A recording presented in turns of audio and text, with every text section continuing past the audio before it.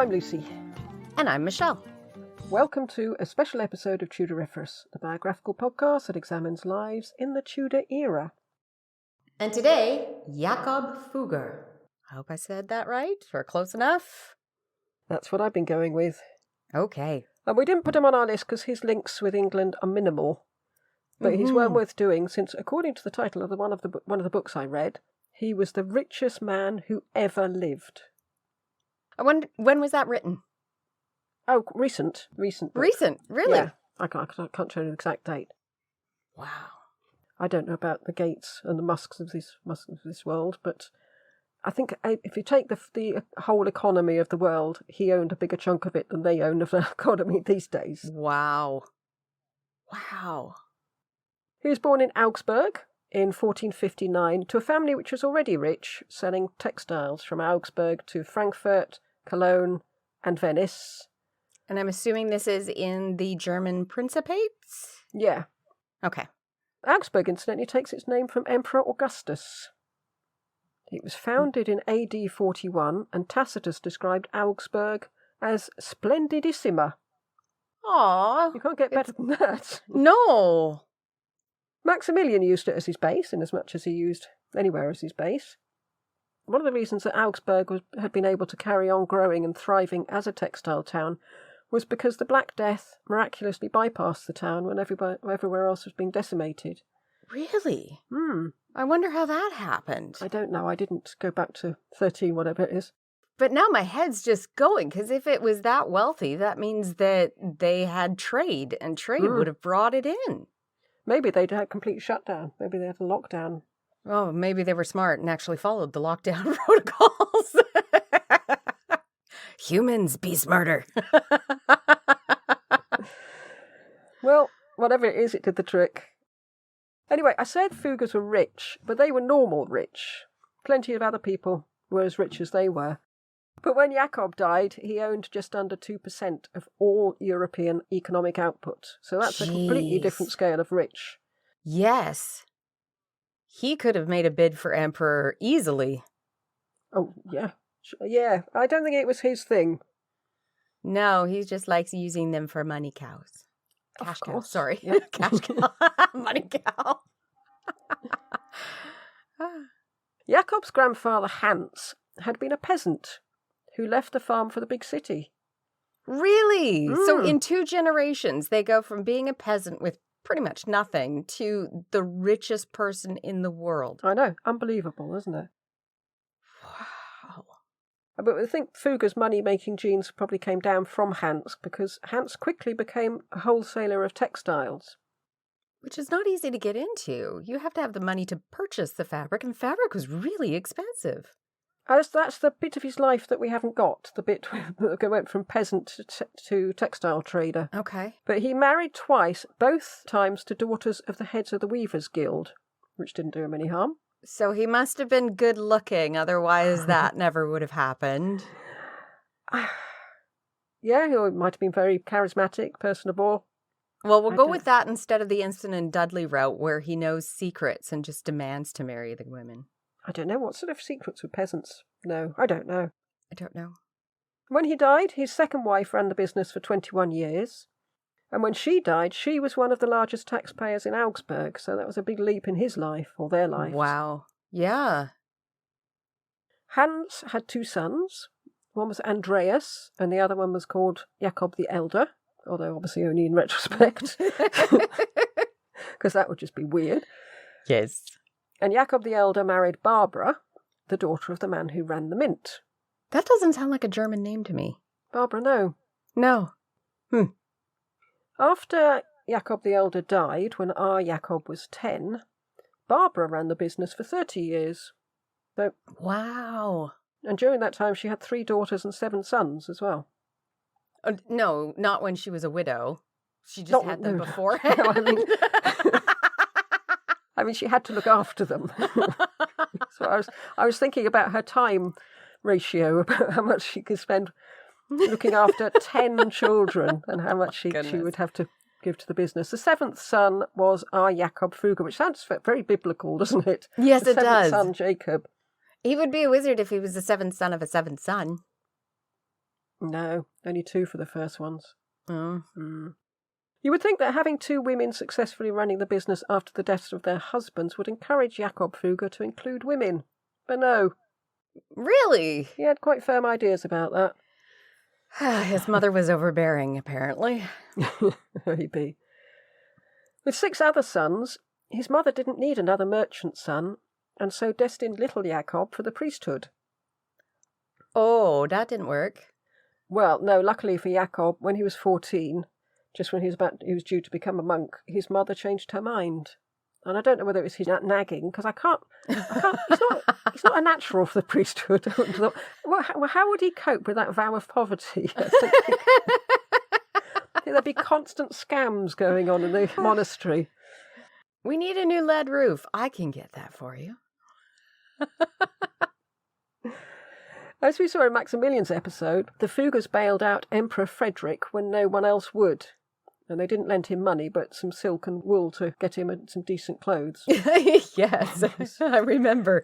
We don't trust you to have the money, so we'll give you exactly what you need so you can't misuse it. And they received a coat of arms for that. It's 3 lilies for respectability, truthfulness and rationality. And that side of the family was then, from then on, called the Fuggers of the Lily. Oh, that actually makes sense. Like, you're not having to wonder why they were given those particular emblems. Other people, you look at the emblems and think, doesn't match. Yeah, the other side of the family have got a different name. I can't remember what it is now, but they're the lilies. Jakob may have seen the fact that someone as nominally powerful as the Emperor Frederick couldn't get credit from common and garden shopkeepers, and realised there was one thing that could raise someone to the level of emperor, and that's money. Money, yes. So he might have looked at the emperor and thought, how shabby he was. And yet he was emperor, so yeah, it's the one way out. He learnt his trade in Venice, which was an important trading post, because it linked the Silk Road with the Rhine. Right. So it was ideally situated to import all sorts of things, especially spices like pepper. Pepper. Jakob stayed and traded in the Fondaco dei Tedeschi. It's the warehouse or depot of the Germans. Okay. And all Germans traded from there. And it wasn't just camaraderie amongst the Germans, it was the law. Germans had to trade from that one place. I'm not sure if that was the case for other nationalities. Yes. I presume it probably was. Yeah, they were called enclaves throughout Europe. And if you go around to the trade rolls or the tax rolls, they will say German enclave, Italian enclave, Jewish enclave. They're everywhere in Europe. I came across them a couple of times when I was researching Edward III. So they've been there for a very long time. Edward III is well beyond or earlier than what we're doing now.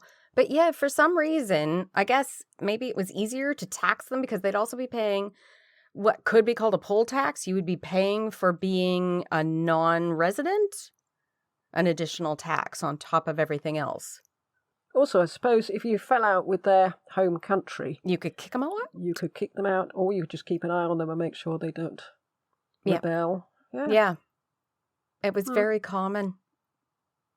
I've always assumed it was racially based, but maybe you're right. It was just for politics. Don't know.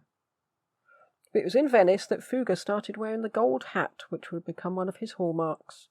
And that's a gold-coloured hat, not a solid gold hat. Well, they did have gold thread. Yeah, probably. For all I know, it was woven. It's more a sort of, not quite a fez, a sort of soft fez shape, but without a little tassel on the top. Okay. Quite nice, actually. In 1478, Jakob was sent to Rome to deal with his elder brother's affairs, because Marcus had died in one of the many bouts of plague. Oh, that's always heartbreaking. Although it's easier with an adult than a child. Yeah, Italy really did seem to be riddled with it. Everywhere was, but we keep hearing about Milan and Florence and Rome, and they're constantly getting plague. If we look at the geography of Italy, a lot of boats ended up stopping there, and it was all over the peninsula. It's basically a peninsula. So they have more access areas for ships with ports with the rats. And also the original plague, the Black Death, came from Genoa, didn't it? So always a boat coming into Genoa. Yes. That brought it into Europe. Yeah. Nasty. Mm-hmm. Then Jakob returned to Augsburg to start working in the family firm. And the family sent him to Austria to look after their mining assets. And this was not a big part of their business, so it implies they were just easing him in gradually, while not actually trusting him with the important textile side Like an of it. apprenticeship, basically. That's smart. Well, Jakob excelled, and suddenly mining was up there with textiles as Fugger's top business concern. Wow. Well done. It's almost like a fairy tale, isn't it? The youngest son Yeah. not being trusted with things and then coming up trumps. Yeah. The mines were owned by Archduke Sigmund of the Tyrol. They centred on a place called Schwarz, which had been a farming village until a girl out looking after the cows found a large lump of silver, and then suddenly Schwarz became bigger than Augsburg. Oh, I'm sorry. So she's out looking after the cows, and she just happens to notice a large chunk of silver? That's the story. But I imagine it being, it's a sort of 15th century gold rush or silver rush, isn't it? I imagine them being quite a shanty town for quite a long time. It just never occurred to me that it would be on the surface. Gold does in rivers. Gold panning, don't you? But in a field? Well, that's the story. Okay. Okay. You can't mess with the story. These mines should have been an end to Sigmund's money problems, but he was busy bankrupting himself trying to emulate the Burgundian court. He threw lavish parties where dwarfs jumped out of pies and wrestled each other. Oh my goodness. And he had 50 illegitimate children to support. Holy cow! And I think we should do a cameo episode on him, because I really like him. Okay. But I really liked reading about him.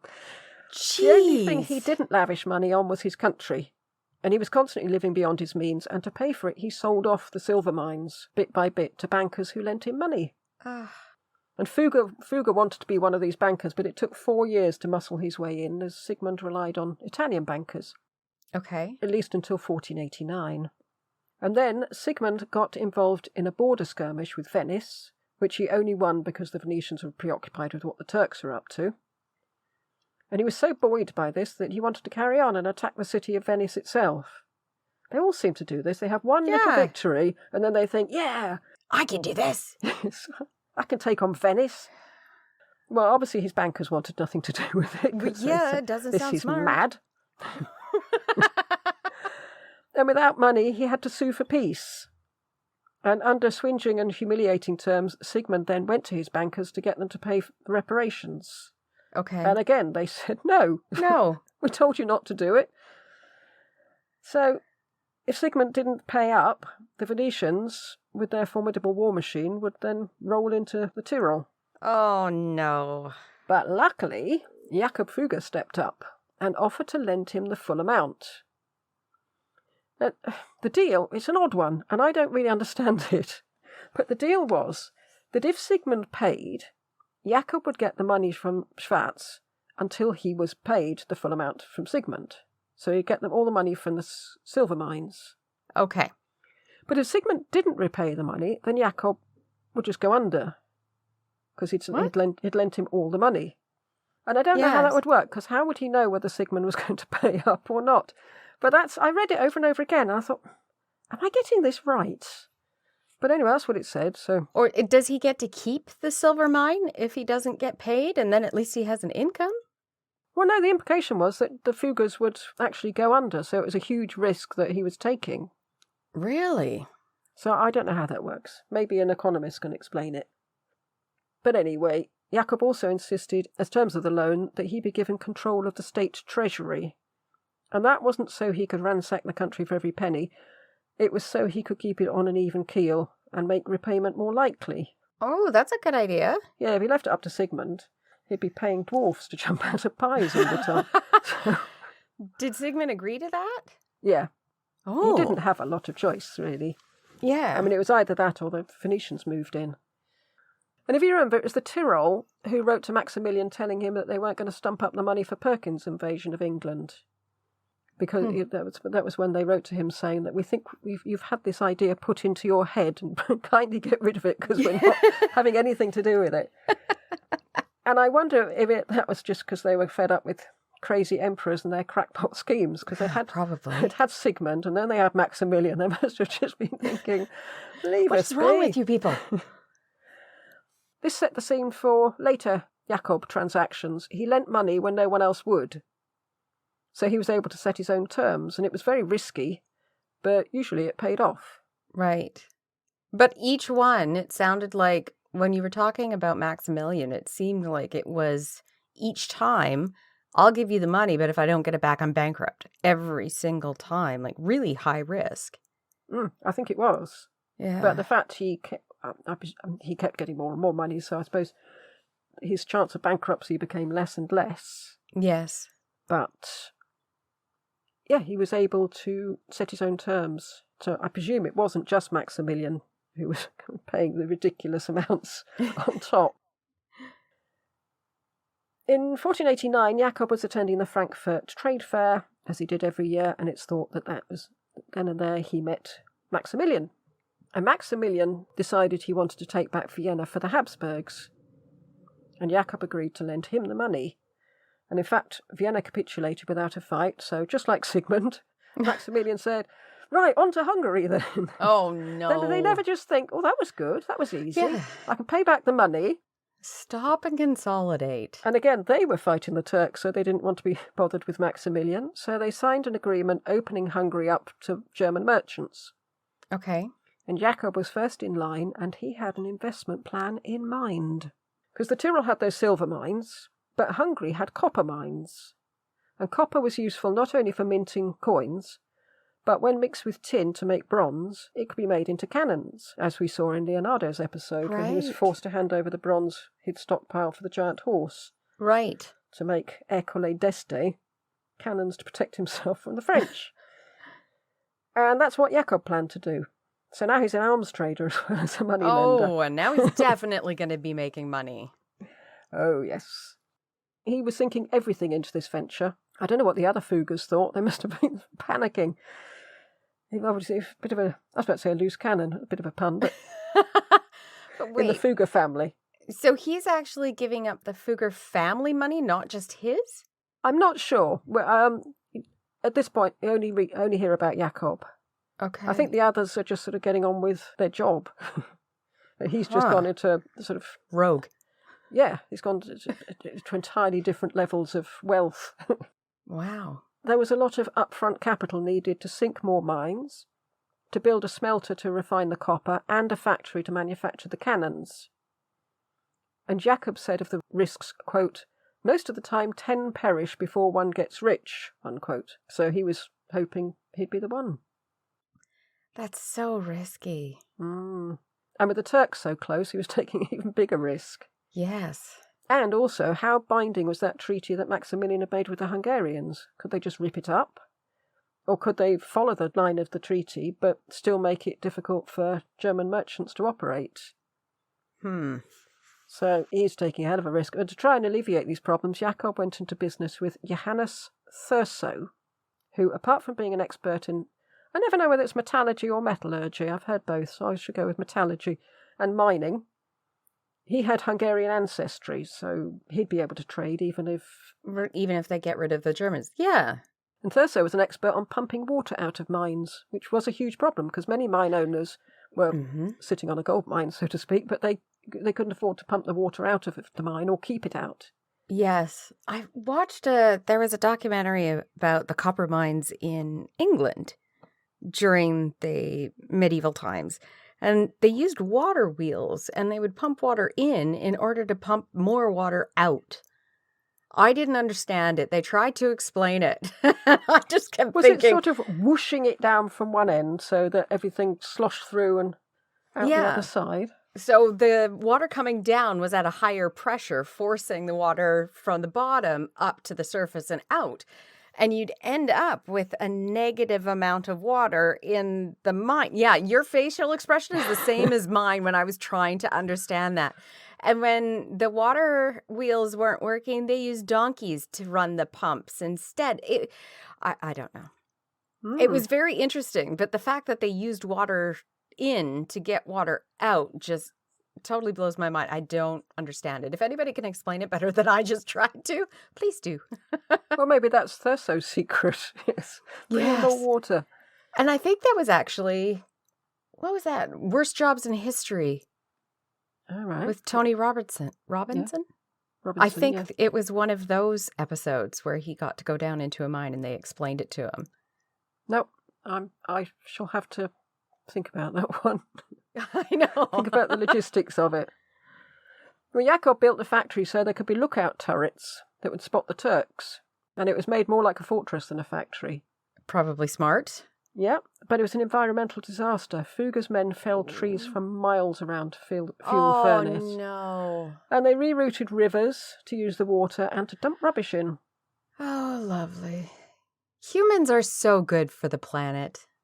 We just. Anyone who complained was quietly bought off, but not bumped off, bought off. So that's something. When you started with quietly, I was like, oh, no, now we're into murder.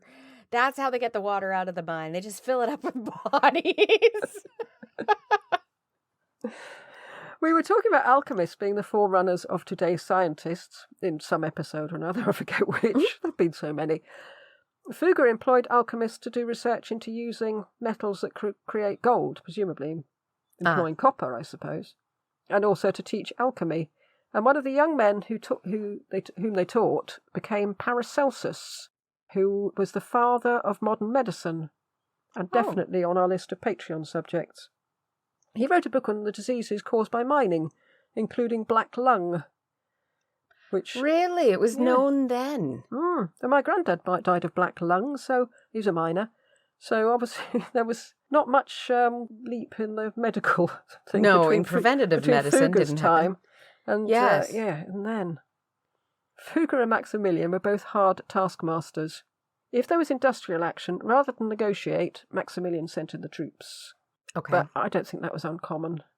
No. There wasn't a lot of negotiation, was there? No, I've told you what we are going to do. Yes, I've told you what I'm going to pay you. And if you can't afford to live on it, that's your own problem. And in one of Fugger's mines, one of the workers was executed. I don't know what for. You can execute somebody? Apparently so.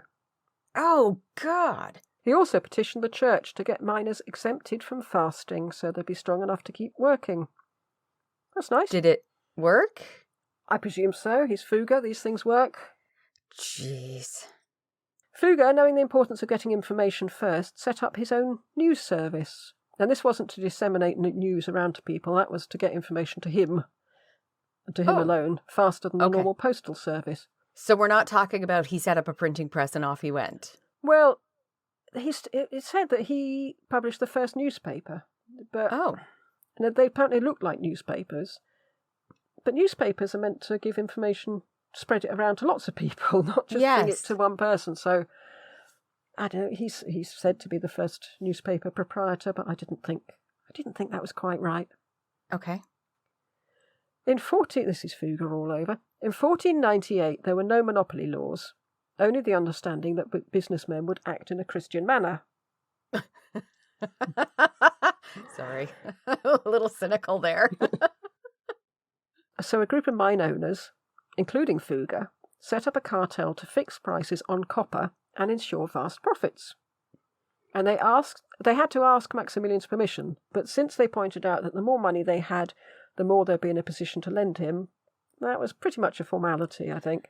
Yeah.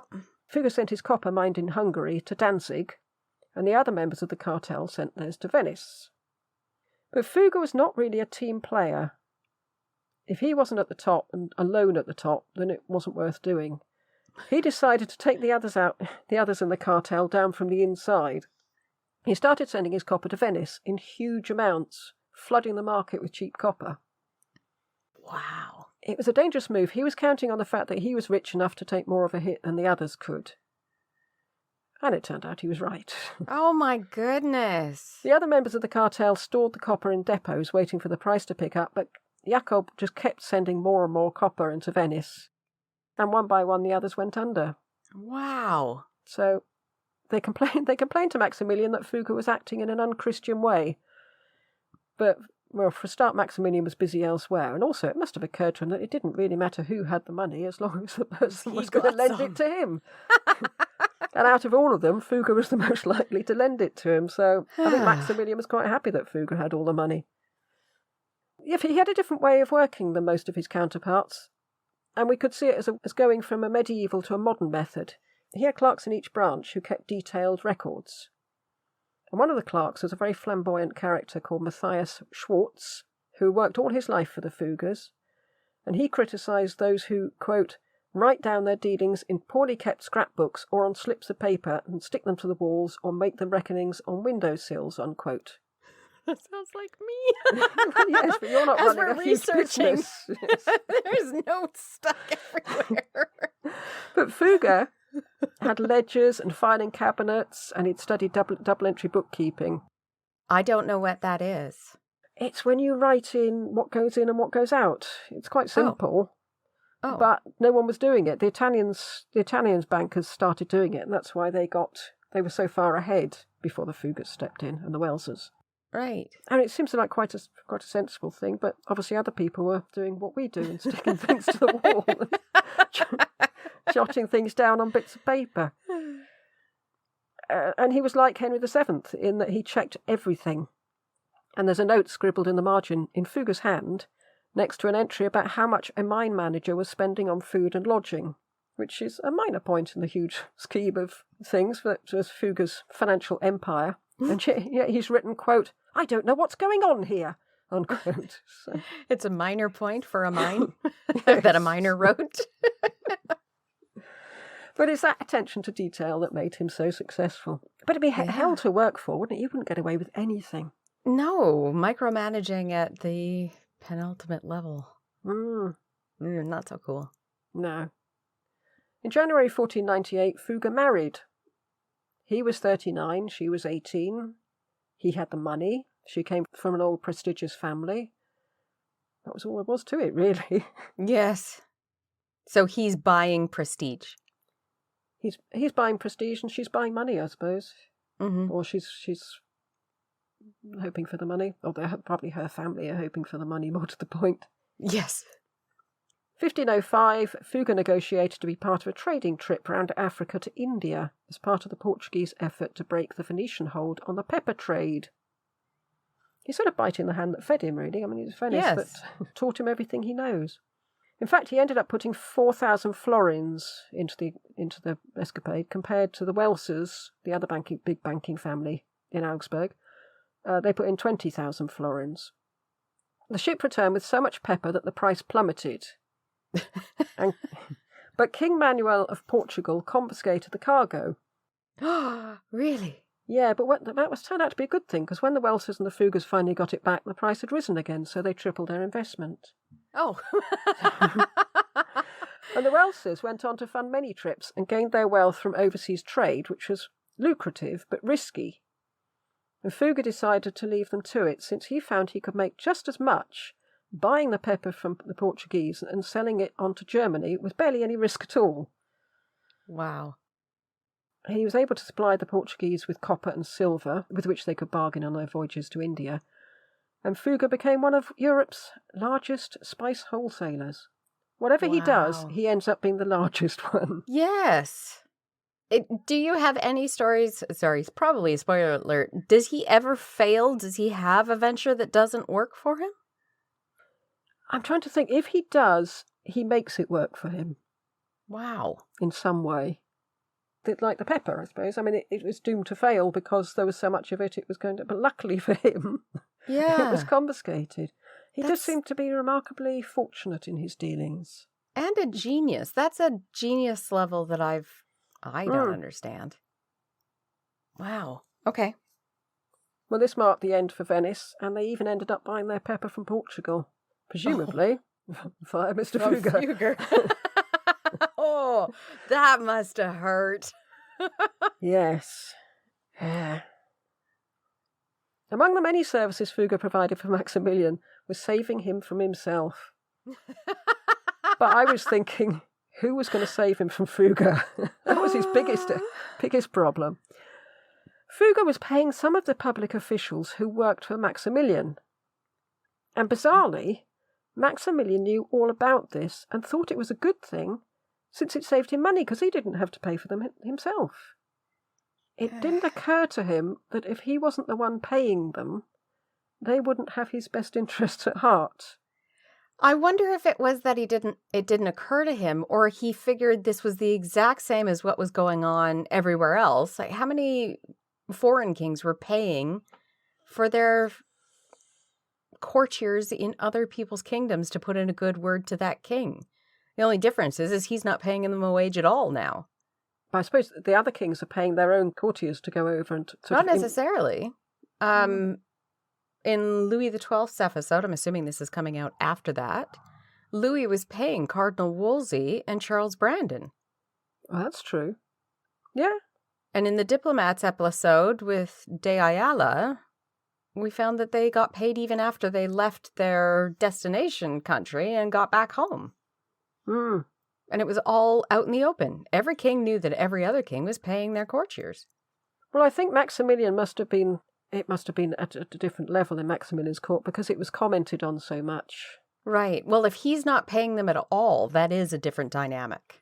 Yes, because other people were getting money from both sides, yes. Yes. If Maximilian isn't paying them at all, then they are Fugger's men. Yes. They're not. There's no ambiguity at all, is there? Not at all. The Lisbon agent for the Welsers said of Maximilian, quote, "He has advisors who are parasites that control him completely. They are almost all rich, but the emperor's poor," unquote. Yeah, that's not a good system. No, and I can't really see any way out for him. Not unless he can find money somewhere. Oh, Fugger! Hey, can you do me a favor? Can you pay me and I'll pay them instead of the other way around? I don't think that would suit Mr. Fugger. Machiavelli said, quote, "His easy nature causes him to be deceived. A friend of the emperor told me that anyone could cheat him without him knowing it," unquote. And it even took him ages to realise that the copper Fugger was selling him at premium prices actually came from his own mines. Oh, ouch. Poor Maxim. Oh, bless. Oh, bless him. Really do feel like that. Virtually every turn you think, oh, Maximilian, come on, just pull your head out of the sand. You can do it. I believe in you. The Medici turned wealth into political power. Fugger didn't want to do that, although he was able to manipulate events just using the giving and withholding of loans. Which is basically political power. It is. It's not so upfront as, the Medici took over Florence. Yes. But he's a little more underhanded, I think. Mm-hmm. Fugger's investments in Hungary, that he got when Maximilian gained the merchant rights for the Germans, and which was now Fugger's biggest earner, his investments were put in jeopardy by a peasants' uprising, an entirely justified one, I think, and the incursion of the Turks. Yes. Which it's all too convoluted and really quite brutal to go into, so another time for that, I think. Okay. But Fugger needed someone to settle the Hungarian problem so that he could trade in peace. We should probably tell people that if they do want more detail on the Hungarian and the Ottoman Turk problem, that the next special episode for Patreon is Sultan Mehmet. Indeed. To explain all this issue. Well, I can't wait, because I don't know. I don't know. It's very detailed. I'm trying to figure out how to make it a little bit less confusing. Or chaotic. Or frenetic. Frenetic is a better word. That's from the bit I read. That's why I thought, yeah, another time. Definitely another time.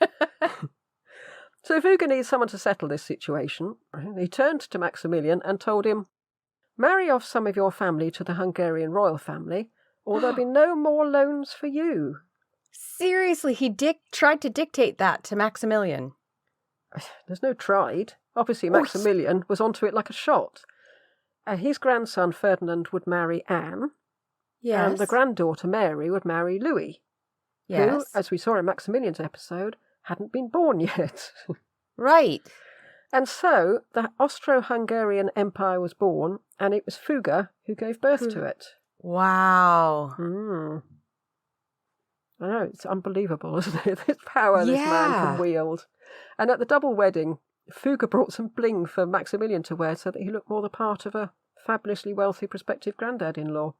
Oh, my goodness. Just like the Fuggers had paid for his dad to dress properly. Wow, my brain is just... I can see diplomatically people saying you should marry so-and-so to so-and-so because we've just invaded your country. He's done it just by money. Mm. Well, what else is Fugger has nothing else to bargain. Yes, but the fact that it was successful is just surprising. There is no physical violence implied, just you're going to starve. Which I guess is physical violence, in a way. Wouldn't so much be starving, but he wouldn't be able to play the soldier, would he? And we do know that Maximilian would rather like to be Maximilian the Great rather than, what was he, Maximilian the Skint? Yes. The pocket denari. Yes. Yeah. Up to his 50s, Fugger had been living relatively modestly in his mother-in-law's house, which was half-timbered and actually sounded lovely. But Fugger bought the house and 2 others either side, knocked them down and built a palace. Of course he did. So sentimentality is sort of there. The same place, but apparently it had marble floors which were meant to be a death trap because they were so slippery. And had columns and fountains and gold everywhere. Which is a pity because the other house sounded so much nicer and this one just sounds tacky. We like cozy. Yes. I think people get depressed in massive great houses. I don't find them interesting. I always feel like you're walking into, after you've been to a couple of beautiful architecturally designed mausoleums, then you go into a big fancy house with nothing but marble, and it honestly feels just like a mausoleum on a much bigger scale. Yes, or sort of giant urinal because it's so echoey and Yes. Yeah. A lot of the Tudor houses are quite cosy, aren't they? Yes, they are. They're not the huge marble things. I'm just thinking about Montacute House, which we've got just close to us, and it is gorgeous. Yeah. Lovely, beautiful, biscuity coloured hamstone, and the rooms are doable. They're big, but they're not ludicrously big and echoey and lonely. I have that dichotomy. I love the look of the elegant design, but if I have to live in it, I want it as comfy cozy as possible. Yes. And you can't do elegant and comfy cozy at the same time. At least I've never found one that works. No, I don't think I'll be very good at elegant. No. No. Me either. This house, part of the palace was open to beggars, apparently. Bit of conscience salving there, I think. I think so. And a lot of it was warehouses with rooms for wagons to go in and out. Sorry, with room for wagons to go in and out. So it was basically a warehouse, but with living quarters. Yeah, and a proper nobleman wouldn't have needed warehouse space. No. Because Fugger's new money. Yes. Although he was a count, because remember Maximilian had to make him a count because he'd given him 2 cities. Yes. He never used the title. He just referred to himself as Jakob Fugger. So I wonder if he knew he was new money and the nobility proper would have been laughing at him behind the hand. True. In 1512, Jakob Fugger's brothers were dead, and he had no children. He announced one Christmas that from now on the firm was to be called Jakob Fugger and Nephews. Oh. Mind you, they shouldn't get any funny ideas. Of course not. They were to have no power. They were to conduct business in strictest secrecy and to tell no one about it. So, first rule of Fugger Club there. They were not to sign anything without Fugger's consent. So what were they actually doing? Working for him, I think. Yeah, but it doesn't sound like they were allowed to do anything. Well, their money from the business was still theirs. That's fine. Okay. No one was going to touch their money, but they had to keep it in the business. So it's not your money anyway? Not really. And Jakob also had the right to change any part of that contract without telling anyone, even the nephews. Oh my goodness, that's not a contract. So welcome to the firm, boys. Yeah, it's going to be fun working for Uncle Jakob, isn't it? Jakob Fugger was Catholic. It's hard to tell how fervent a Catholic he was, but he was definitely Catholic. He financed the building of churches and monasteries and other religious buildings, as these people always did. Mm-hmm. He got round any feeling of guilt that he might have about being rich, what with Jesus having thrown out the moneylenders from the temple and said easier to go for a camel to go through the eye of a needle. Fugger got round this by saying that God gave everyone skills, and his skill was making money. What can I do? I'm just very good at it. I'm doing what God told me to do. Indeed. I was built for this. And he said he had no trouble sleeping because he put aside daily affairs as easily as shedding his clothes before going to bed. But as we know, the church took a very dim view of usury. Yes, it was not allowed. It was not allowed. Usurers burnt in purgatory. And to prove it, the clergy dug up the body of usurers and pointed to the decaying flesh, teeming with worms and maggots. And these creatures were the familiars of the devil, and it was God's way of showing what he thought of usurers. You know what? These people are disgusting. They really are. Oh, that's just... But I did like the fact they dug up the usurers and said, look, they're rotting. Yeah, but they didn't dig up any decent person and say, look, they're rotting. No, because that would have ruined it completely. Oh my gosh, that's so gross. I wonder how many people were throwing up as they were trying to say this. Yes, a bit like detective things, isn't it? With the rookie detective coming across the body. I'm just sorry, that's just... I did like the lateral thinking, though, of saying, look at these people. They're rotting. Oh, I have the heebie-jeebies. Fugger couldn't ignore the usury ban because, as you said, it was illegal to charge interest. Yes, but the Pope also borrowed money from people. Yeah. Well, popes. But people had a funny idea about usury because if they deposited money with Fugger, they expected to get their 5% interest. Yes. But if they borrowed from him, they suddenly got all uppity about the morality of usury and said it was wrong to have to pay interest. Oh, my goodness. Fugger wasn't afraid of excommunication since he believed that if he were excommunicated, so would all the many, many other Christian moneylenders, and the economy would collapse, and where would the churchmen get their loans? Very true. But there was a backlash against Fugger as he got richer, and he felt the need to nip this in the blood. Nip this in the bud. Oh my gosh, does he kill people? Freudian slip. Everyone hated usurers. Aristotle likened them to pimps, and Dante likened them to sodomites. I understood the pimp reference. I'm not sure about the sodomites. I'm not sure either. Christian moneylenders cleansed their profession by renaming interest as penalties or gifts, processing charges, handling fees, booking charges as we get these days. Yeah. Or you could do what the Medici did. They lent money in one currency and had it repaid in another. And that way the interest could get lost in the complicated currency conversion calculation. Clever. Yeah. Augsburg was a city of Christian moneylenders, since they'd expelled the Jews in 1438 and used their gravestones to build the city hall. Oh, no. There was a rivalry between Nuremberg and Augsburg. Nuremberg had all the inventors and makers. Augsburg had all the moneylenders, and Augsburg was becoming much richer than Nuremberg. So it doesn't pay to, even in those days, it doesn't pay to make things. It just pays to have a service industry. Yeah. And Nuremberg decided that the way to bring Augsburg down was to hit the moneylenders where they were vulnerable: religion. And Fugger enlisted the help of a university professor, Johannes Eck, who wrote a dissertation justifying usury, which then sparked a debate, similar to Pico's debate, except that this one actually took place. And that's a Patreon reference, not only understood by patrons. The argument was to do with the Augsburg contract, which stated that depositors were promised 5% on their loan. Okay. So if the lender risked bankruptcy, just as the borrower did, it wasn't usury, because the lender couldn't be sure of massive returns. They might lose out. So that was the idea. If you lent money knowing that you'd get it back and it was all perfectly safe, that was usury. But if you risk bankrupting yourself lending money, that wasn't usury. That was the debate. The debate was risky, since if Eck lost and the Augsburg contract was said to be usurious, no one would then deposit money with the bankers again. Oh, no.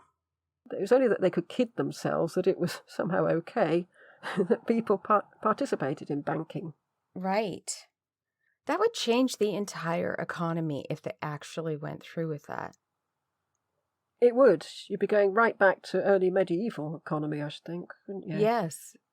I know people would probably disagree, but the reason we have so much, even inventiveness, is because of the economy. If you can't provide yourself the support prior, you wouldn't be able to do any of the work. Mm. A lot of, I know this because there's startup capital investors. You don't have the money, you've got the idea, but you can't actually do anything with it unless you have the money. And most often, you don't have the money in order to find out if your idea works. That's why they have to get those loans. And if you hand over your idea to someone who has the money, will they actually say that it was your idea? Or will they claim it for themselves? Or they'd say, no, it's too risky, I'll just put it on a shelf and not do anything with it at all. Yeah, it's interesting. The debate took place in Bologna. The German cities decided the topic was too hot to handle, really. Eck and his opponent debated the issue for 5 hours. Wow. In the end, the judges said they couldn't decide between them and called it a draw. That's not helpful. No. That's not an answer. They hadn't said that the contract was usurious, so that was something. Yes. However, soon after, the Pope, Leo X, issued a papal bull that went against centuries of church teaching and said that interest was not usury. Which is because he needed money for the crusade. I think you're being extremely cynical. He said it was payment for labour, cost and risk, which seems fair enough, but it's a bit of a slap in the face for Nuremberg. How much this verdict came from the fact that Leo, like every other pope, borrowed from Fugger, I guess we'll never know. So is that precedent setting from now on? Yeah. Loaning of money and interest is fine? Yeah, it opened the gates to mortgages, hire purchase, overdrafts, and all those things that blight our lives today. Thanks, Leo. Johannes Eck, incidentally, later became the man who shot Martin Luther to the Pope. On Fugger's orders? I guess we'll never know. Oh. In 1514, Fugger lent money to Albrecht of Hohenzollern. Quite a lot of money. But why should we care? We've never heard of this man. I'm sitting here thinking, what? But we should care because it triggered one of the biggest events in history. Is this... Sorry, I'm going to let you continue. The job of the Bishop of Mainz was up for grabs, and this was an important job. The Bishop of Mainz set up the agenda for the imperial diets that we heard about in Maximilian's episode. Yes. It's as if one man could decide what the English Parliament could discuss for an entire season. Yes. It's a bit like being Lord Chancellor and Archbishop of Canterbury rolled into one. I read that he was second only to the Emperor in power, but how powerful was the Emperor? I don't think he had that power. Maximilian had no power. Bless him. He thought he did. I know. Mainz was the only city that could call itself the Holy See, apart from Rome. Really? I didn't know anything about this. This was the highest post in Germany, this bishopric of Mainz. There were 3 candidates, one of whom was Albrecht of Hohenzollern. Okay. And he was considered the best qualified. He was underage, he was just 24. He was underqualified because he had no degree. And he was ineligible for the post since he already had 2 other bishoprics. Then why is he eligible for the post? Well, he has something that the others didn't have. Money? Fugger. Ah, yes. The position would have to be bought from the Pope, and that Pope was Leo X. Not that it makes a lot of difference. I mean, the ones we've been through so far, it could have been any of them, couldn't it? Yes. But it would all be plain sailing. Albrecht had the most money, so of course he was the best man for the job. He was 20,000 florins worth of the best man for the job. Oh my goodness. But then Martin Lang, the Bishop of Salzburg, and the man that put that tin crown on the head of Maximilian, ruined it by pointing out that Albrecht had those 2 other bishoprics already. And that put a different spin on it, and the Pope could hardly let him have the Bishop of Mainz job now. Not for that price, anyway. So Leo let it be known, via a secret intermediary, that he wanted 12,000 ducats. And I'm not quite sure about the ducats to florin ratio, but ducats are worth a lot more than florins. Yes.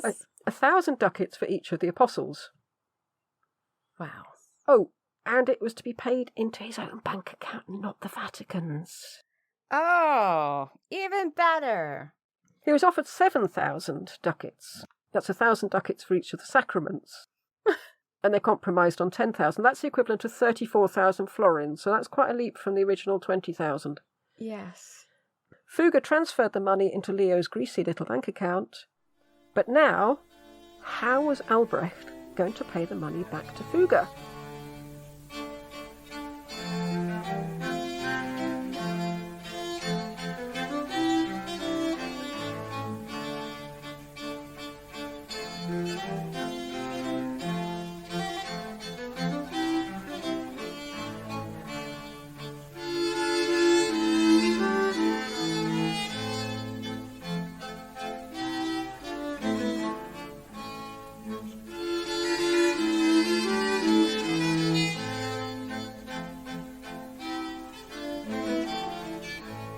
Indulgences were not a new thing. They'd been given to people who went on crusade, and later they were given to people who funded the crusade. Yes. And people were quite happy to bung a few quid into the crusade fund, because it spared them a few thousand years in purgatory. Yes. But now Albrecht had to work out a way to fleece the faithful, now that there was no crusades pending. And Leo hit upon the idea of rebuilding St. Peter's Basilica. And indulgences could be given to those who donated for the rebuilding of St. Peter's. Okay. But secretly, the Pope would take half the dosh, and Fugger would take half the dosh. Oh, no, really? And as the Pope said, and I reiterate, as the Pope said, quote, "How very profitable has been this fable of Christ," unquote. Oh, wow. His tutor, Savonarola, must have been turning in his grave. Oh, and he's the Pope. He's the Pope. A priest, Johannes Tetzel, was sent out with a big cross, a picture of the devil, and a large money box to travel from town to town. So I suppose you point to the cross and say, "You want this," and you point to the picture of the devil and say, "You don't want this," and then you point to the box and say, "Fill this." "So you need to put something in this." Yeah. And behind him, at a discreet distance, were Fugger's auditors. And there were set amounts depending on your status. Kings and queens and bishops had to pay 25 florins, counts and barons 20 florins, merchants 3 florins, and workers 1 florin. That's not as much as I thought they would have asked.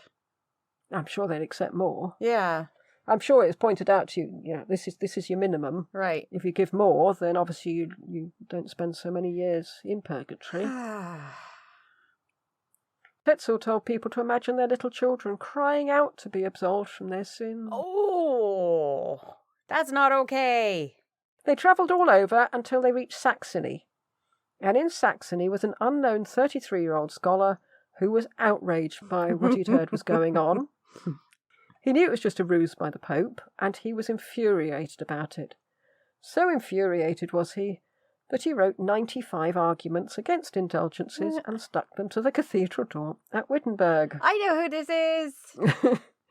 He also sent these, what you might call theses, to important and powerful people, including, unfortunately, Albrecht, Bishop of Mainz, because obviously he didn't realise the Mainz connection. And he wrote, quote, "Father in Christ and most illustrious priest, forgive me that I, scum of the earth, should dare to approach your sublimity." I really got to put that into something like an email. I, scum of the earth that I am. "May your highness look upon this speck of dust and hear my plan," unquote. Oh. And he asked Albrecht to investigate the scam of the indulgences. Oops. But Albrecht didn't write to specks of dust. I mean, why would he? He was the Bishop of Mainz. But he did pass that speck's letter on to the Pope. Uh-oh. I always wondered how it went sideways for him so quickly. He wrote to the wrong people. Yes. We saw in Maximilian's episode that the Tyrol Council investigated Maximilian's finances and found that Fugger was ripping him off left, right and centre. Yes. Well, they didn't investigate because they were worried about Maximilian. They obviously didn't think, bless him. What concerned them was that this relationship between Maximilian and Fugger might lead the region into bankruptcy. Oh. Since with every loan, more of their assets were disappearing. Yes. And firm assets, things that shouldn't move, like mines. As an example of Fugger wringing what he could out of the emperor, he lent him 130 florins and earned a profit of 466,000 florins.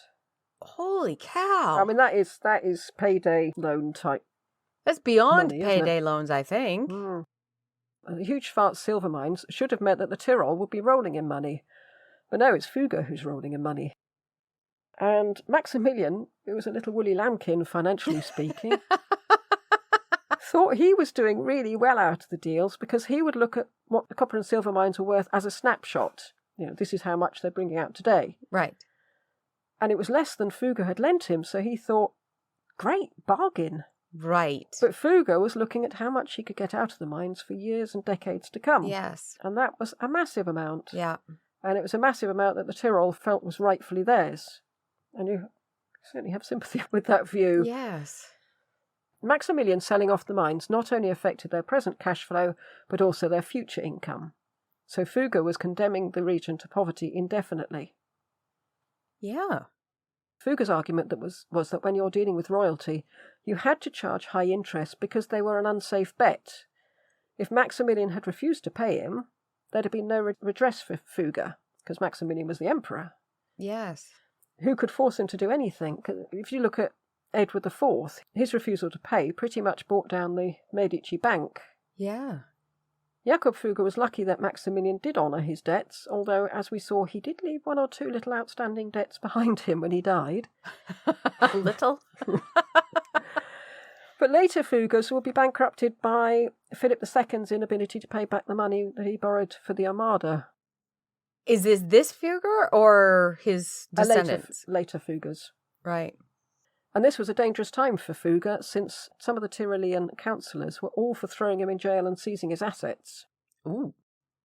Instead, the council offered Maximilian 400,000 florins to break his ties with Fugger. And I wondered if it was Stockholm Syndrome, because Maximilian refused. Yeah. The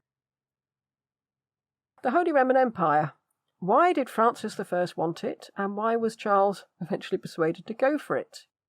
I don't know. This seems like such a poor thing to do.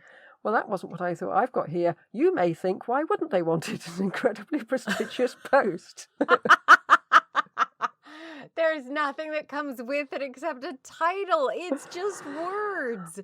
You don't have any more control.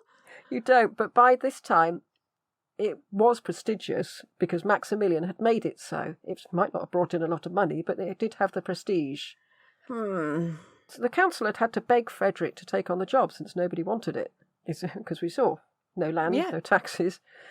I think my portrait of Maximilian in his own episode may have played down just how much he did build up the prestige of the post. Yes. Even if he had to do it in a tinfoil crown.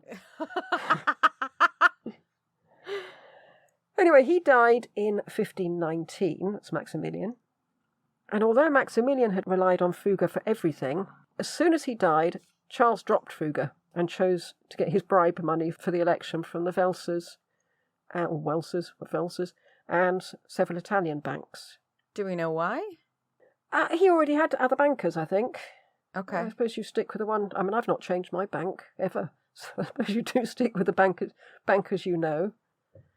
And it sounds like he's diversifying where he's getting his money from, so no one person has that much power. It does make sense, but Fugger does have that much power. And he's cross. He was infuriated by this. He didn't want to have his banking supremacy put in jeopardy by some spotty teenager. So he retaliated by cozying up to Francis I. Not to the extent where he actually offered him a loan, but he just made sure that he was in contact with Francis and that everyone knew he was in contact with him. And it was Margaret of Austria, Charlie's aunt, who told Charles to get back in with Fugger before Francis got him, and their bid for the empire went out the window. But she felt that Charles was obligated to Fugger because he'd made Maximilian what he was, for what that was worth. Not much. No, but she might have had the wrong reason for doing it, but she had the right idea. Well, she was also getting told by Maxie what it was like. Yes. And bless him, he didn't seem to see that this was a bad man. That's Saint Maxie to you. Francis realised too that it wasn't going to be a contest on merit, but purely a matter of who had Fugger. Really? He had gotten that much power that it's going to be based on whoever gets to him first? Yes. Some of the electors openly told Fugger that they would vote for his man. With the right palm greasing, obviously. Right. Francis asked Fugger for 369,000 florins, offering him prompt repayment and a 10% commission. Well, this was a good deal for Fugger, but he was a Habsburg man. He'd done well out of them in the past, and he expected to do even better out of them in the future. So he made sure that Charles's people got to know about Francis's offer. In 1520, Pope Leo X was getting worried, because if either Charles or Francis won, Rome might be threatened, because Francis had Milan, Charles had Naples. They were too close for comfort. Right. What Leo wanted was a third way, someone with no threatening lands in Italy, and someone who could act as a buffer between Rome and her potential enemies.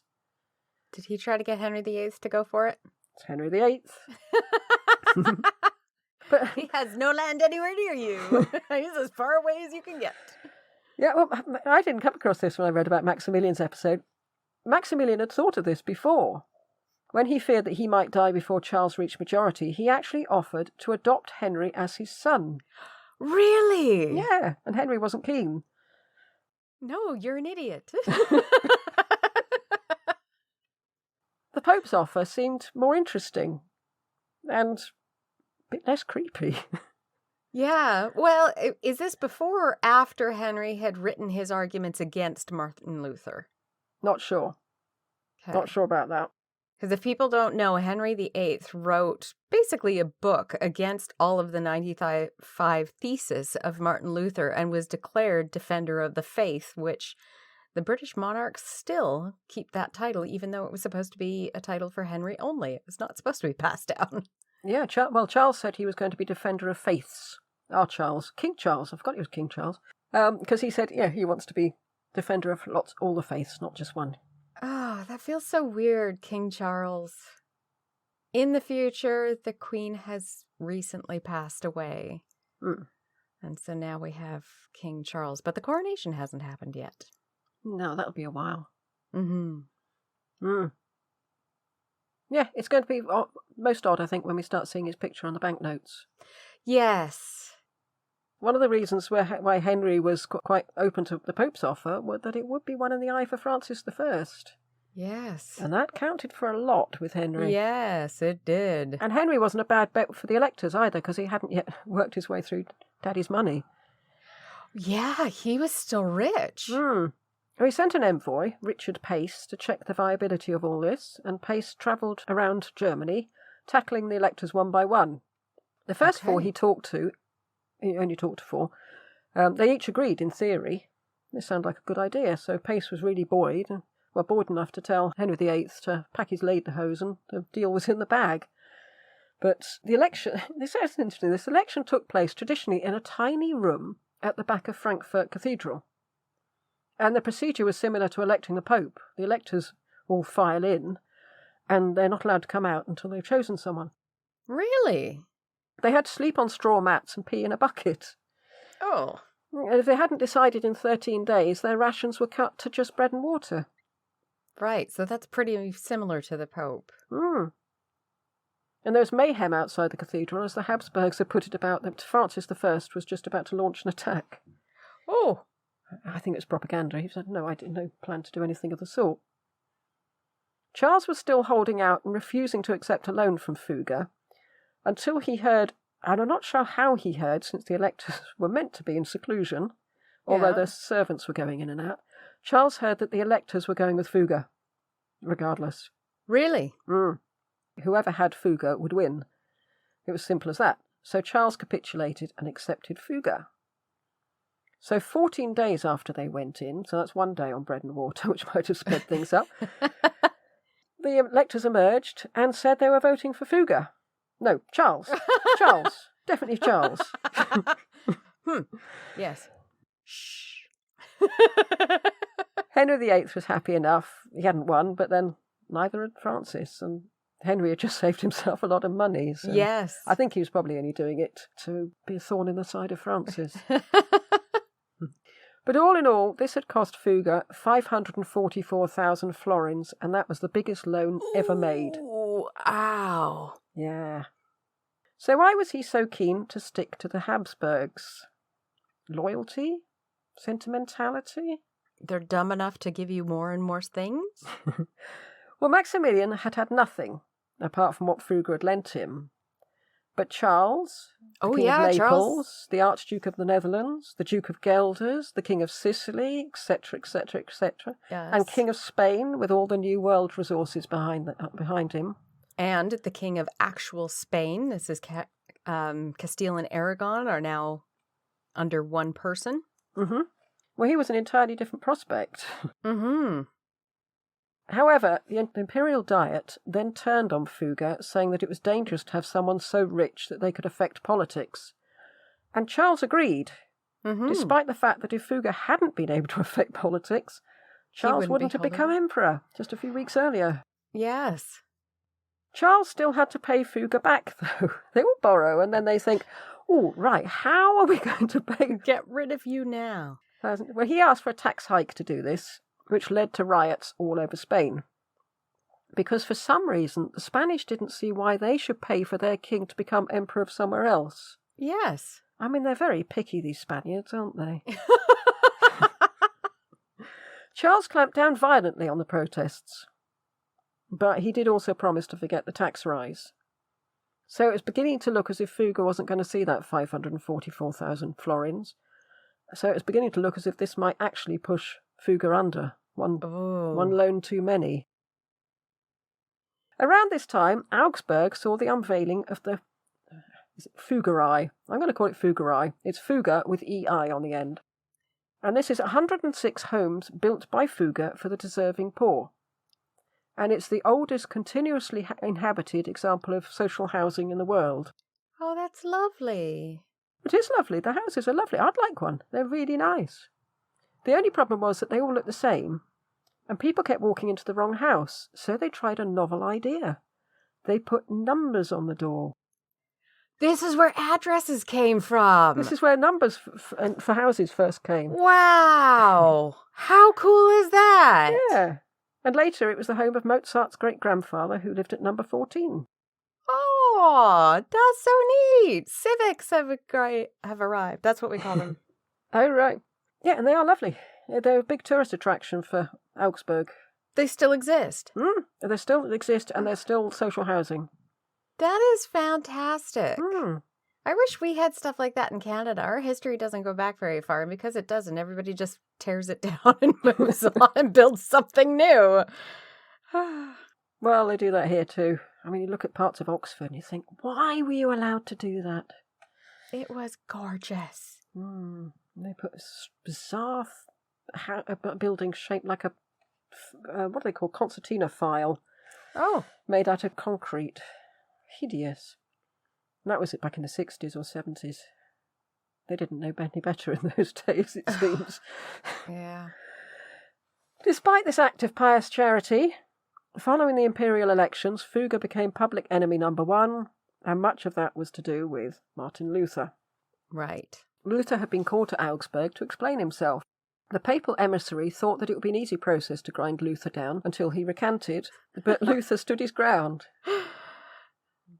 But the Pope had promised not to arrest him, so they couldn't really do much to him at that point.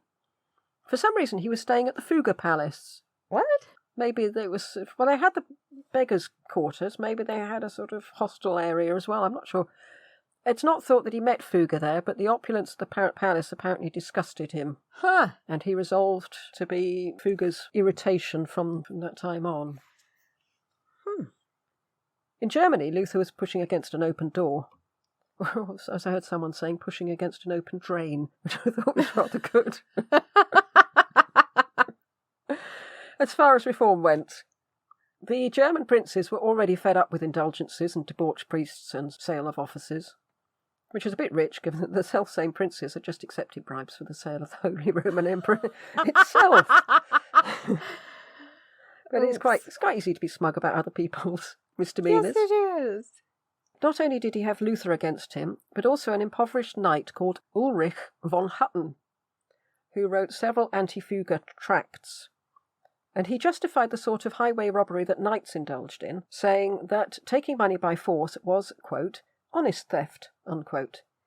But taking money by Fugger's underhanded practices was truly criminal, and he said that the wrong type of thieves were hanging from the gibbets. And thanks to Hutton's barrage of insults, Fugger then became this sort of stock image of the oppressor. Oh. Well, yeah. Luther initially wrote more generally about people who fleeced their clients, naming no names, although it was obviously who he was getting at. But then he homed in, saying, quote, we must put a bit in the mouths of the Fuggers, unquote. And Luther took to print in a big way. As we saw in the Northern Renaissance episode, his was the first campaign to use printing. Right. So his ideas were disseminated really quickly. Yes. And Luther and Hutton represented the two sides of protest. There's the peaceful and the violent. And Charles V was worried about the use of printing presses in this protest. He took them over and placed Fugger in charge of them. That does not seem like a good idea. Not really. Well, it's too late anyway, because Hutton had already convinced some other knights to join him, and Fugger, having spent so much time funding troops for other people, now had to fund troops for himself. Right. Since he was one of the main targets. The ensuing battle was called the Knights' War, in which the knights were soundly beaten, not least because they were knights, and warfare had moved on quite a bit since horses and swords and things. Right. So that came and went, and Hutton hid out in Switzerland, where 3 months later he died of syphilis. And it was the first time we got this episode. But Do we have that squishy sound effect now? I haven't found one squishy enough.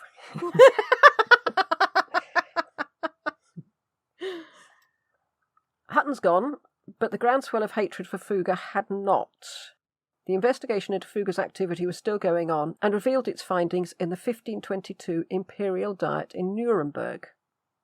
And Fugger had been more confident last time because whatever the outcome, he knew that Maximilian had no option but to stick by him. Yes. But Charles was a different matter because he hadn't wanted Fugger in the first place. Yes.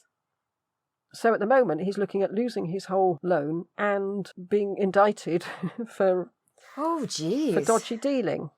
And this tribunal was interesting in its use of lawyers, because this was a new breed of person. It was unpopular right from the start. And next season, maybe we could do an episode on the rise of lawyers, but not now. Okay. Lawyers had been in existence. You had canon law. People studied law. But I don't think they'd stood up in court and said, this is a tissue of lies. I think this is where all that starts. I have to look into it, but not now, because it's already quite a long episode. Fugger started by fighting fair, but when it looked as if that wasn't working, he fell back to bribing people. And he was normally a very calm, sanguine person. I mean sanguine in the general sense. I don't know about his humours. But he seems to have become severely rattled. And he wrote to Charles, quote, you will order that the money which I have paid out, together with the interest upon it, shall be reckoned up and paid without further delay. It is well known that without me your majesty might not have acquired the imperial crown, unquote. I thought would not rather than might not have acquired it. Yes. So, whatever Charles thought of the letter, it did the trick because he shut down the proceedings against Fugger with immediate effect. Really? Because he didn't have the money to repay. He doesn't have 544,000 florins on him. But he's also the imperial empire and all of his other countries. He could have just said, no. I know. I'm not paying you. But he didn't, so that's a tick in the Charles column. Yeah. You're actually honouring your debt. I suppose being religious helps with that sort of thing, maybe. Mind you, I don't does it? know. We've just seen the Pope saying, The "It's great what fable. you can get out of this Christian malarkey, isn't it? It's a real cash cow." Yeah, he even said that Fugger and his family led, quote, "honest, upstanding, Christian and God-fearing lives," unquote. So he was really panicking, thinking, "I haven't got the money." What the heck? That makes... It's not as if Fugger he wasn't an ensign. No one's going to go around and beat Charles up. No, and he's already given up most of his money, so how does he get more money to get it back? I don't see how that worked. Well, he's still got money coming in. He's still got silver mines, copper mines, cannons. Yes. Presumably the But textile after giving industry. up that much money, I can't imagine he has, even if he's the richest person in the world, he just handed over a lot of money. But it's still coming in. He's got Yes. he's the biggest pepper importer, not importer, Yeah. but Yeah. mover abouter. About her. It just keeps coming in. I suppose that's why he's so rich, is because he makes sure he doesn't have people buy land, but that's only money when you sell it. Yes. If you've got a mine, He's got a if you've got diversified business, portfolio. he has. 1525, the Battle of Pavia. Charles V has Milan at the moment. Mm-hmm. He gained it in 1521. I might put a timeline on the website about who has Milan when. Because That would be fantastic, because that's insane. It's like a hot potato. People are just throwing it backwards and forwards. But Francis wants it back, and he arrived unexpectedly in Milan and chased the imperial mercenaries to Pavia, Okay. where they were holed up expecting to die of hunger and disease. Oh, that's a lovely outcome. Well, just as it was all looking completely hopeless, Fugger money arrived. And I'm seeing a helicopter. I don't know about you. And, I'm started wondering, are they going to eat it? Well, presumably it means Fugger money to buy food in the area that can then be... Yeah, I mean, he didn't just drop bags of money from this helicopter. I'm still seeing a helicopter. It's a catapult. He's throwing it up and over the walls. But that supplied Pavia long enough until Charles arrived. So again, Wow. Fugger has changed the course of history. Right. Especially since during this ensuing battle, Francis I became separated from his troops and was captured. Do we know why Fugger did that? Was he asked by Charles? He must have been asked by provide- Charles. So you go from, that's it, indict him, to, oh my gosh, no, I need money. Hi. Yes. Knock, knock, knock. Yes. I'm your friend again. I think, well, Maximilian dropped him a couple of times, didn't he? And said, Yes. "Oh, I don't need him. And then 5 minutes later, bring me Fugger. Yeah. That's the 3 o'clock in the morning. Oh my God. Yeah, it's just working out. Now, if I pay so-and-so such and so, and I pay so-and-so, I can't do it. I can't do Oh, it. God. Where's Fugger? Anyway, we won't look at why Francis was captured, because that's his own episode. But as a side note, someone we know died in this battle, and that is Richard de la Pole. Aw. That's the end of the De La Poles. You still think of him as a little boy, because he was the young one. Yes. But he was in his, what was he, 18, 19, when he finally left his brother? Yeah, I can't imagine he's very old. Soon after this, Fugger, who, as we heard in the syphilis episode, had a monopoly on guaiac from the New You were World. going to say had a monopoly on syphilis. Well, he effectively has, because he bought the lease from Charles for a large mercury mine in Spain. So he's got mercury and guaiac, both of which are, as we've heard, wonderful cures for syphilis. Yes. And with this mine, he was able to get back the money he spent on Charles's election. Of course he is. Everybody who has syphilis is desperately trying to be cured and will pay any price. Yeah, syphilis pays. Yuck, squishy. I'm not going to cover the German Peasant War. We'll get to that in good time. And we can look at Fugger's role in that. This episode is quite long enough, and the Peasants' War is long, complicated, and really depressing. Oh, do we have to cover it then?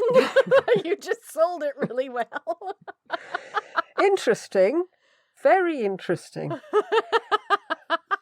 But anyway, Fugger was ill. He had a growth on his stomach, but had refused an operation. probably wisely. His brother had died following an operation, and it caused him such pain he could hardly get out of bed. Wonder what it was. He battled on for a few months. He managed to read his will out to his family before he died, which seems an odd thing. Usually you wait until after you've died and somebody else reads it out, but maybe done differently in those days. Or perhaps he wanted to see their faces. He gave the business to Anton Fugger. And the family tree got quite confusing here. I don't think he's one of the nephews. Oh. Did he not have any children himself? No. Okay. What happened to his wife? Oh, we're coming to her. Okay. I'm not sure of Anton's relation to Jakob. In his previous will, Fugger had been very generous and affectionate to his wife Sybil. Mm-hmm. But recently she'd started to show interest in Lutheranism. Oh. Which is a bit bad, isn't it? What a slap in the face. I'm not going to... That's worse than if she had just taken on a quiet lover to one side. Yes, and thanks to that, this will was not quite as generous or affectionate. Oh. She should have just kept her feelings to herself until the old man was safely dead. Yeah, shut up. And Fugger's last business decision was to reject a request for a loan by Duke Albrecht of Prussia, because Albrecht was a Lutheran. Oh. Fugger died at 4 a.m. on December the 30th, 1525, and a black rainbow was seen over Augsburg. Uh-huh. What did he do? Throw tar over it using a catapult? I'd be very intrigued to see a black rainbow, but I can't even visualise how this Neither thing can works. I. I'd be worried that the sky just ripped apart. How? Jakob's epitaph said, quote, "To God, all-powerful and good, Jakob Fugger of Augsburg, ornament to his class and to his country, imperial counsellor under Maximilian I and Charles V, second to none in acquisition of extraordinary wealth, in liberality, in purity of life, and in greatness of soul. As he was comparable to none in life, so after death is not to be numbered among the mortal," unquote. Oh, so he paid somebody a lot of money to write that, because it's all bleep. He didn't have to. He wrote it himself. Oh. After his death, his wife remarried very quickly. Was that because he left her nothing? She claimed that she hadn't wanted to, but had been forced by threats of violence from Fugger's nephews, since if she was married, they only had to pay half of what was owed to her in the will. Oh. So it's nice to see that the money-grabbing Fugger genes didn't die out with Jakob. No. And I was thinking, so that's the end of him, but we could have a quick look at in what ways did he make an impact? Huge. Starting relatively small. He was the first in Germany to use double-entry bookkeeping. Mm-hmm. He was the first anywhere to consolidate his business transactions into one statement, so he knew precisely how much each sector of his business was doing. Right. He was the first to send auditors to check on branch offices. It seems like he is the generator of modern economics. Yes. It must have been a hell of a shock for the branch offices suddenly to get a visit from an auditor. Sorry, you're a what? A what? What's it? So what are you going to do? Oh my God. Quick, burn everything.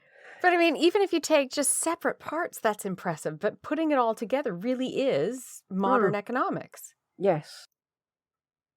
He persuaded the Pope to lift the ban on money lending. Yeah. He financed the army that won the German Peasant War, for better or for worse.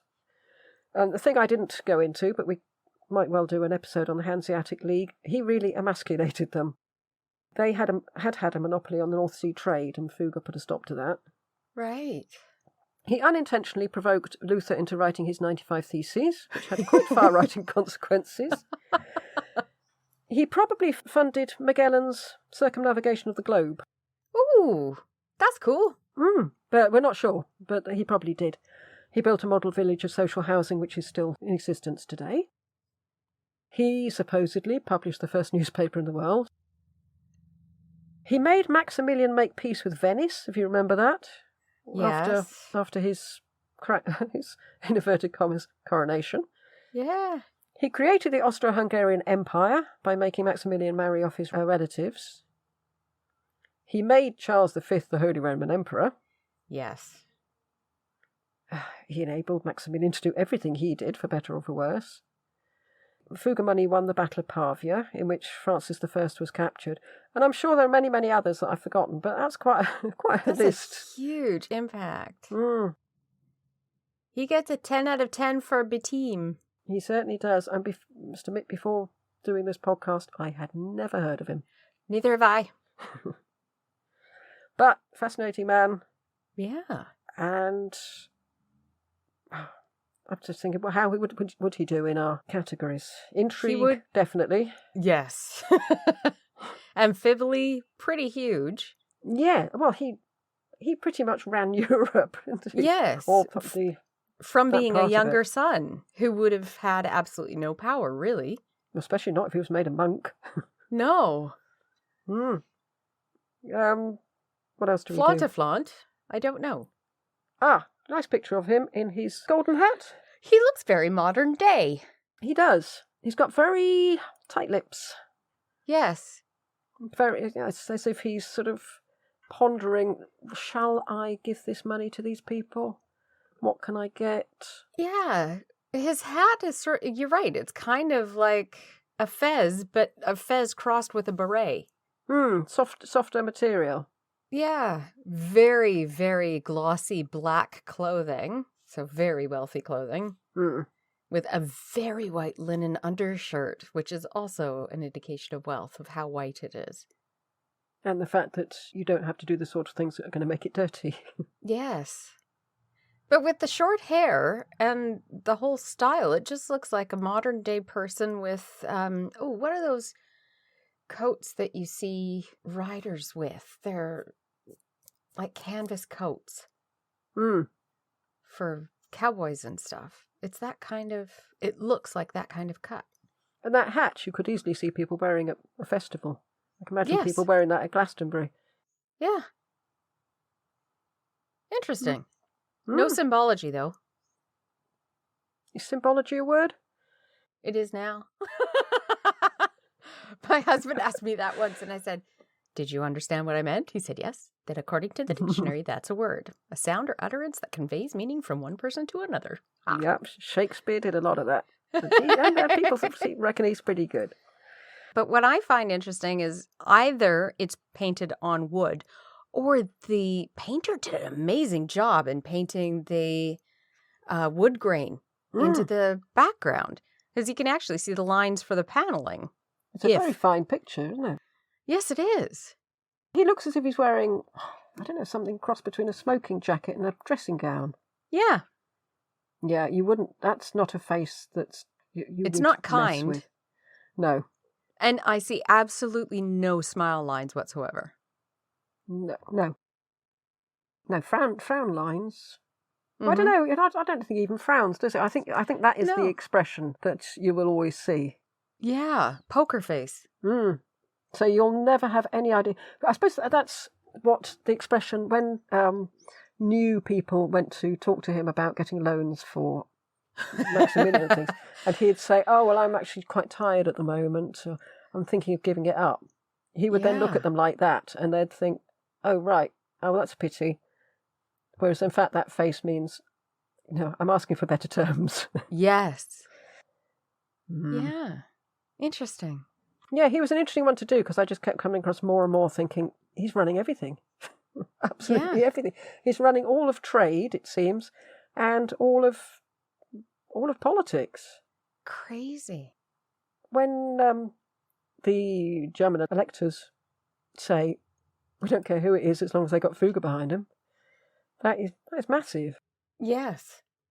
Well, if we go for the big question, is he too delicious? I'd say yes. Yeah, it's a pity we chose Too Delicious because it does sound sort of sweet and cuddly and covered in sugar. He is not sweet and cuddly. I would say he would have got it, yes. Yeah. What a pity for him we decided to do him as a special episode and not as a real one. But then if we had done him as a regular one, we'd only be able to discuss his interactions with the English. Yeah, which is barely anything. It was just that bit with Henry VIII. Yes, and Richard de la Pole. You brought him in. That's true. But Richard de la Pole died, and Henry VIII was actually in contact with the Pope and not with Fugger. Yeah. Wow. Cool. Very cool. That is the end of our episode on Jakob Fugger. We hope you have enjoyed it and will join us for the next episode on Who Knows, because this is a special episode. Thank you for listening. Goodbye. Goodbye.